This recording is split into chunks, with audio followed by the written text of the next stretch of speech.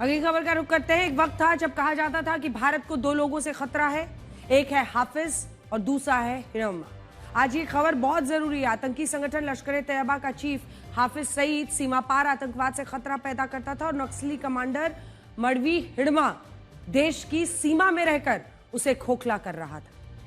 सुरक्षा मामलों के विशेषज्ञ मानते थे कि हाफिज से पहले हिडम्मा को ठिकाने लगाना जरूरी है। इसीलिए गृहमंत्री अमित शाह ने मडवी हिडम्मा को खत्म करने के लिए सुरक्षा बलों को 30 नवंबर तक की डेडलाइन दी थी। सुरक्षा बलों ने डेडलाइन से 12 दिन पहले ही बड़ी कामयाबी दिलाई।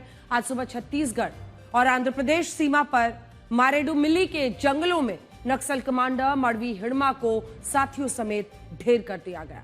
जंगलों में हुए इस एनकाउंटर में नक्सली कमांडर मडवी हिडम्मा और उसकी पत्नी रजक्का मारे गए हैं। इसके अलावा इस एनकाउंटर में लकमल, कमलू, मल्ला और देवे नाम के नक्सली भी ढेर किए गए। इन नक्सलियों के पास से 2 AK-47, एक रिवॉल्वर, एक पिस्टल भी बरामद की गई है।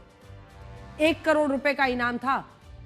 1 करोड़ रुपए का इनामी मडवी हिडम्मा एक खतरनाक नक्सली था जो पिछले 20 वर्षों में देश में हुए 26 से ज्यादा बड़े नक्सली हमलों का मास्टरमाइंड था। मडवी हिडम्मा छत्तीसगढ़ के सुकमा में पैदा हुआ था। बस्तर क्षेत्र में काफी एक्टिव था। उसे बहुत कम लोगों ने देखा था, इसीलिए सुरक्षा बलों के लिए उसे खोजना एक बड़ी चुनौती थी। इसी साल हिडम्मा की एक तस्वीर सामने आई जिसके बाद उसकी तलाश आसान हो गई। मडवी हिडम्मा का एनकाउंटर एक बड़ी कामयाबी है। सुरक्षा बल इस कामयाबी को नक्सलवाद के ताबूत की आखिरी कील बता रहे हैं। दरअसल देखिए, मडवी हिडम्मा को सबसे बड़ा, सबसे खतरनाक नक्सली कमांडर माना जाता है। हिडम्मा नक्सली संगठन पीपल्स लिबरेशन गुरिल्ला आर्मी की बटालियन नंबर 1 का कमांडर था।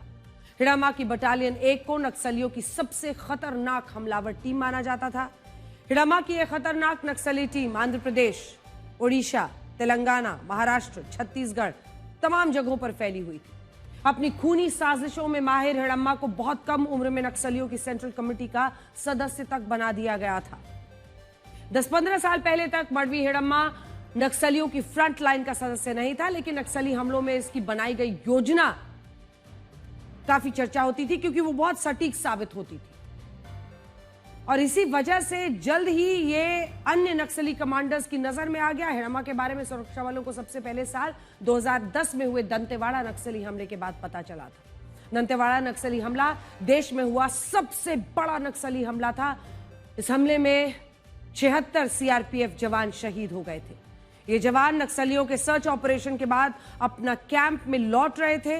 दंतेवाड़ा के ताड़मेटला के पास 1000 नक्सली घात लगाकर बैठे थे। उन्होंने पूरी प्लानिंग के साथ जवानों की बस को पहले IED ब्लास्ट से उड़ाया, फिर इसके बाद उस बस पर अंधाधुंध फायरिंग की।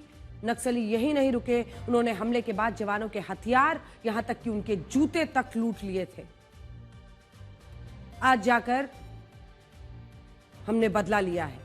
दंतेवाड़ा नक्सली हमले का मास्टरमाइंड हिडम्मा और उसका एक साथी बसवराजू था। इसी साल 21 मई को बसवराजू को सुरक्षा बलों ने मार गिराया और इसके बाद मडवी हिडम्मा को भी ठिकाने लगा दिया गया है। एक तरह से सुरक्षा बलों ने दंतेवाड़ा नक्सली हमले में शहीद हुए जवानों का बदला आज पूरा कर लिया है। हिडम्मा के बारे में कम जानकारी होने की वजह से उसे पकड़ने में बहुत दिक्कतें आई थी। इस दौरान उसने कई बड़े नक्सली हमले तक कर डाले। साल 2013 में हुए झीरम घाटी नरसंहार हिडम्मा ने ही किया था।